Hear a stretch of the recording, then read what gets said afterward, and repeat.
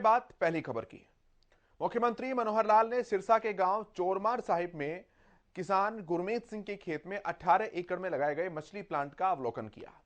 मुख्यमंत्री मनोहर लाल ने कहा कि प्रदेश सरकार किसानों की आय कैसे दुगुनी हो, इसके बारे में योजना बना रही है। उन्होंने गांव चोरमार साहिब में प्रधानमंत्री मत्स्य पालन योजना का प्रोजेक्ट देखकर खुशी जाहिर करते हुए कहा कि इस प्रोजेक्ट से सिरसा क्षेत्र के किसान और भी ज्यादा खुशहाल होंगे।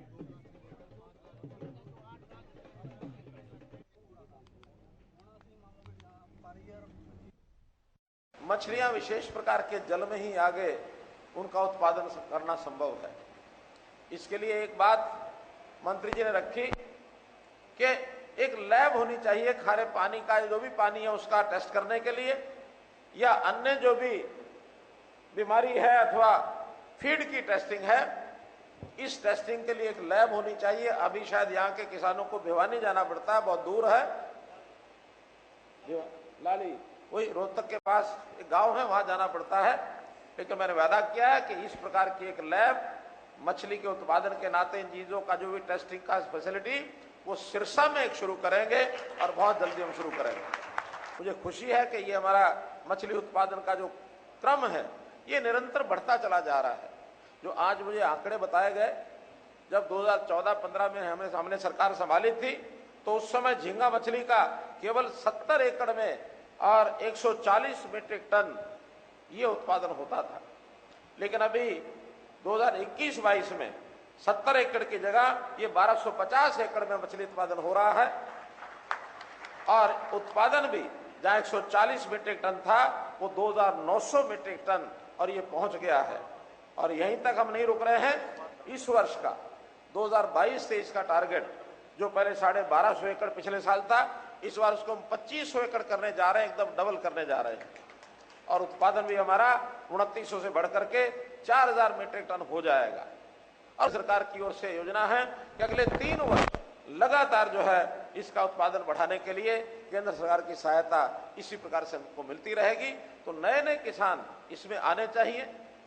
हम जो अपना काम कर रहे हैं, साथ में जो और किसान हैं उनको भी हम इसके लिए प्रेरित करें कि इस काम में वो आगे आए।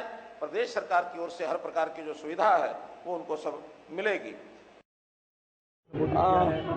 देखिए, आज यहाँ कृषि विभाग द्वारा मछली उत्पादन का जो हमारा विभाग है उस विभाग के द्वारा ये कार्यक्रम का आयोजन किया गया है और मुझे बड़ी प्रसन्नता है कि यहाँ झींगा मछली के उत्पादन के कई केंद्र बने हैं।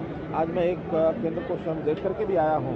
18 एकड़ का वो मछली झींगा फार्म है और उसमें वहाँ के किसान बहुत खुश हैं। बल्कि यहाँ भी जितने किसान आए इसमें अधिकांश झींगा मछली उत्पादन का काम करते हैं। और आय बढ़ाने के नाते से मैं समझता हूँ कि जहाँ सारी व्यवस्थाएं उपलब्ध हों, पानी की है अथवा अन्य जो बातें हैं, वहाँ पर मछली उत्पादन का जो उद्योग है, ये जो कृषि का काम है, ये बहुत ही उम्दा और बहुत एक अच्छा प्रयोग है। मछली किसान की आय को बढ़ाने वाला है।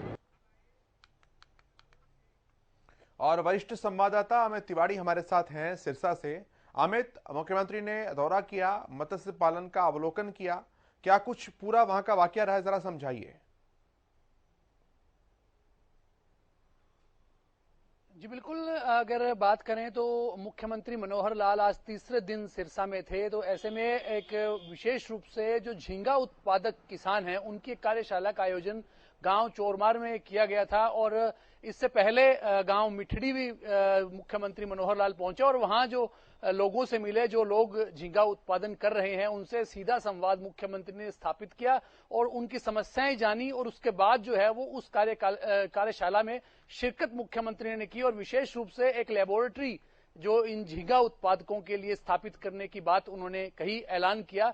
और इस लेबोरेटरी का यह फायदा होगा क्योंकि झींगा उत्पादन पिछले दिनों में बड़ी तेजी से बढ़े हैं और सिरसा में करीब 1250 एकड़ रकबे में इस प्रकार की जो झींगा उत्पादन किया जा रहा है, जिससे एक तरह से नीली क्रांति का नाम भी दिया गया। और कृषि मंत्री भी यहां मौजूद रहे, उन्होंने बड़ी खुशी जताई और मुख्यमंत्री ने भी इस नीली क्रांति की तारीफ की। और अगर आप, मैं विशेष रूप से बताना चाहूंगा केशव कि प्रधानमंत्री मत्स्य योजना का जो लाभ किसानों ने उठाया है उनमें झींगा उत्पादन बड़ा है और इसकी सप्लाई जो है वो विदेशों में होती है, जिससे खासतौर पर विदेशी मुद्रा भंडार में भी उसका लाभ मिलता है और इसीलिए मुख्यमंत्री भी इस नीली क्रांति को लेकर और ज्यादा उत्साहित नजर आए। उन्होंने कहा कि इसका उत्पादन क्षेत्र और बढ़ाया जाएगा और साथ साथ उन्होंने झींगा उत्पादकों की कई समस्याएं जो थी सब्सिडी को लेकर उसके भी निदान का ऐलान किया। उन्होंने कहा कि केंद्र सरकार से सब्सिडी काफी देरी से मिलती है, तो ऐसे में हरियाणा सरकार इस बारे में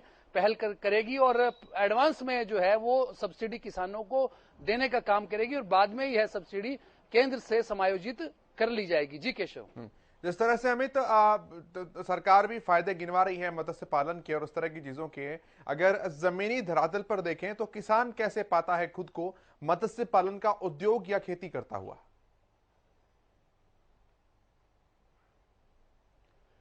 सबसे अहम बात केशव यह है कि हमने भी स्वयं जो ऐसे कई प्लांट है जिनका अवलोकन किया है और उन पर स्टोरियां तैयार की है और काफी उसमें किसानों ने भी उत्साह दिखाया है। और अगर मैं इस प्रधानमंत्री मत्स्य योजना की बात करूं तो खासतौर पर झींगा उत्पादकों ने इसका लाभ उठाया क्योंकि उन्हें सब्सिडी मिलती है। 2.5 एकड़ पर प्लांट लगाने पर उन्हें 40 और 60% का अनुदान 2 भागों में दिया जाता है। महिलाओं के लिए 60% का अनुदान है और साथ साथ पुरुषों के लिए 40 का। तो ऐसे में उस सब्सिडी का लाभ उठाते हुए सिरसा के किसानों ने खासतौर पर इसमें मुनाफा कमाया है। और झींगा उत्पादन जिस प्रकार का मुख्यमंत्री भी अभी अपने बयान में बता रहे थे कितना बड़ा एक रकबा बड़ा है, तो उसका सबसे ज्यादा लाभ इस क्षेत्र के किसानों ने उठाया है और अभी भी उठा रहे हैं और आगे और ज्यादा किसान इसमें प्रोत्साहित हों, इसके लिए इस इलाके में आज यह कार्यशाला का आयोजन किया गया था जिसमें विशेष रूप से विशेषज्ञ भी पहुंचे, उन्होंने भी अपने विचार रखे और साथ साथ मुख्यमंत्री ने भी और कृषि मंत्री जयप्रकाश दलाल भी यहां मौजूद है। उन्होंने बताया कि किस प्रकार से मार्केटिंग होती है और आगे भी उसको और ज्यादा सुलभ और ज्यादा बेहतर करने के लिए क्या प्रबंध किए जा सकते हैं। जो किसान झींगा उत्पादन में आए हैं वे भी लाभ कमा रहे हैं क्योंकि केशव सबसे अहम बात है कि इस इलाके की काफी भूमि जो है वो खारे पानी की है, क्षारीय भूमि है,